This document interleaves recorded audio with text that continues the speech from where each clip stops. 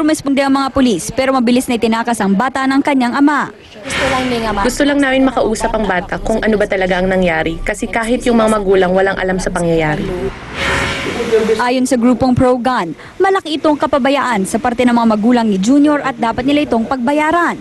Base sa panuntunan sa responsableng gun handling, mga 21 anyos pataas lang ang pwedeng magmay-ari ng baril. Malayong malayo sa edad ni Junior na 11. Ang bata, being a minor, wala pang discernment yan wala pang alam sa mga kung ano tama, kung ano mali. But ang parents niya ang dapat managutan dito. Dahil naman sa dumaraming mga kabataan na nasasangkot sa krimen, pinagdedebatehan na sa Kamara kung dapat nang ibaba sa 12 mula sa 15 anyos ang minimum age ng mga pwedeng kasuhan. Trish Roque, News 5. Kakatapos lang at naging smash hit ang unang gabi ng concert ni Lady Gaga dito sa Pilipinas. Hindi lang kasi fans ang dumating, kundi umikse na rin ang mga nagpo-protesta. Meron pong live update mula sa Pasay, si Laila Chicadora. Laila, kamusta na dyan? Maraming salamat, Cherry. Kahit bumuhos ang ulan, dinagsa pa rin ng mga concert goers. Katulad ng mga nasa likod ko rin dahil tapos na nga ang concert ni Lady Gaga. At syempre pati na rin ng mga nagpo-protesta ang concert ng singer. Mahigit 200 kabataan at civil group ang napasugod sa Macapagal Avenue kanina. Giit nila immoral ang kanta at mga gawain ni Lady Gaga, kaya maling halimbawa siya sa kabataang Pilipino. Pinag-iisipan tuloy ng dating kongresista na si Benny Abante na sampahan ng kaso si Lady Gaga. Nilalabag daw niya ang revised penal code kung saan bawal ang mga immoral na gawain. Umabot din hanggang sa plenaryong kamara ang pagbatikos kay Lady Gaga na tema ng privilege speech ni Congressman Amado Bagaching. Pero kahit inuulan ng batikos, hindi nagpaawat ang fans ni Lady Gaga. Nakakalungkot lang isipin na yung pa mga Kristiyano, sila pa yung mga unbecoming yung kailang behavior. And I believe we're all aware that there's this verse in the Bible saying that don't judge other people or else you will be judged. Sa kabila ng vigil, naging payapa naman ang pagpasok ng concert goers sa loob ng venue. Spotted din sa concert ang maraming celebrities na mala Lady Gaga ang suot. Agaw eksena din si Mocha na naka-life vest pa. Sisigaw kami na, Lady Gaga, kiss me! Gusto ko lang maging open-minded na yung mga Pinoy na walang masama na magkagusto ang isang babae sa kapwa niya babae. Ayan, sa LGBT, ako po yung letter B doon, yung proud bisexual. Pero ang little monster na si JV Canta, masama ang loob. Hindi kasi siya pinayagang makapasok sa venue dahil sa kanyang getup na inspired ng protesta sa pagpuputol ng mga puno sa SM Baguio. I prepared for that dress. That dress cost 10,000 pesos. My friend designed that. And it's just upsetting. Nasaan yung freedom of expression dito? Bakit? Hardwood daw for security purposes. Ang akin lang kung security purposes, sana nakalagay sa website. Sana sinabi kung ano dapat suotin at hindi dapat suotin. Hindi yung paghuhubadin ka na lang out of nowhere. Cherry, actually, kinonfirm ng mga concert goers dito ngayon na napaiyak nga si Lady Gaga habang nagpa-perform. Halika, Jet, usapin kita. Tanungin natin kung ano yung dahilan. Hi, Jet. Ano yung reason kung bakit umiyak daw si Lady Gaga? At saka parang may patutsada daw siya sa gobyerno? Yeah, umiyak si Lady Gaga dahil nasaktan siya.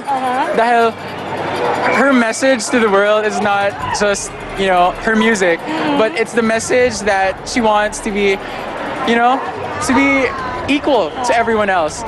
Kaya yung mga nagpo-protest dyan, whether may points sila or wala, everyone has their own opinion. Okay. And Lady Gaga just, she is a person of free rights and free will, and she just expresses it with her music, which we all love and care for. Salamat, Jack. Actually, sinabi pa nga nila ni Lady Gaga, Cherry, na imbis na yung tungkol sa personal niya, ang kalkalin o yung kanyang relihiyon o kung ano man yun, yung mga pinoprotesta ng iba, sana pagtuunan na lang daw ng pansin ang mas marami pang importanteng bagay tulad ng mga batang nagugutom sa buong mundo. Sabi pa nga ni Lady Gaga, people need to be free to be who they are. So ayan ha. At syempre, present din ngayon ang mga taga-munisipyo ng Pasay at bukas nga, pasado. Ayan, merong day 2 ng concert ni Lady Gaga dito sa arena. At syempre, tingnan naman natin ang lagay ng trapiko dahil naglalabasan na nga ang mga concert goers dito sa The Arena. Kung napapansin nyo, mas marami talagang tao ngayon kesa sa mga sasakyan. So, dahan-dahan lang din ang dahil yun ng mga traffic doon sa mga taong dumadaan or tumatawid papunta sa parking lot ng The Arena. So, ayan yung mga nakikita nyo sasakyan dyan, halos lahat actually mas marami pa nga yung tao kesa sa mga kotse na nakikita ninyo ngayon. So ayan yan siguro sabihin na natin talagang good news para sa mga fans pa rin ni Lady Gaga. Tuloy ang kanyang concert bukas dito sa arena. So yan muna ang latest dito, Cherry. Maraming salamat sa iyo. Maraming salamat, Laila at Chikadora. Naapektuhan si Lady Gaga doon sa mga protesta. Dito para baka may remnant din yun nung protesta sa kanya sa Indonesia. Pero di ba may kumalat nga na balita na nasa kontrata di umano na hindi niya pwede kantahin yung Judas na napaka-controversial.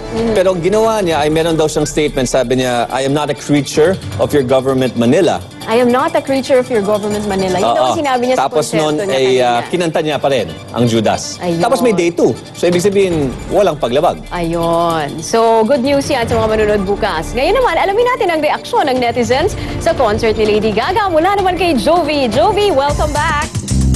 Salamat, Cherry. Mapapolitiko man o showbiz celebrity, nagsalita tungkol sa controversial na concert ni Lady Gaga. Ay talaga ang dami nagkomento tungkol dyan sa mga netizens. Sabi nila Senator Bongbong Marcos sa TV host na si IC Mendoza, kung offensive para sa inyo si Lady Gaga, edi wag niyong panoorin. Ganun daw yon kasimple.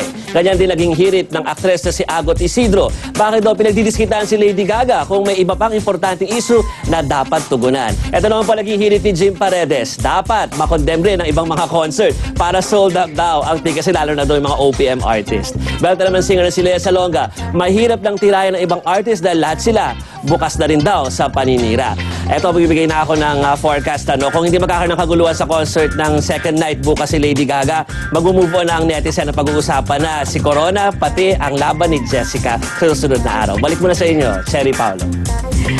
Interesting prediction. Ang dami ang pag-uusapan bukas. Marami. Partner, ayan. Yung palalampasin ng balita bukas. Pero susunod naman, isang lalaki binalikan ang naiwang pera sa nasusunog na bahay sa QC, hindi nakalabas ng buhay.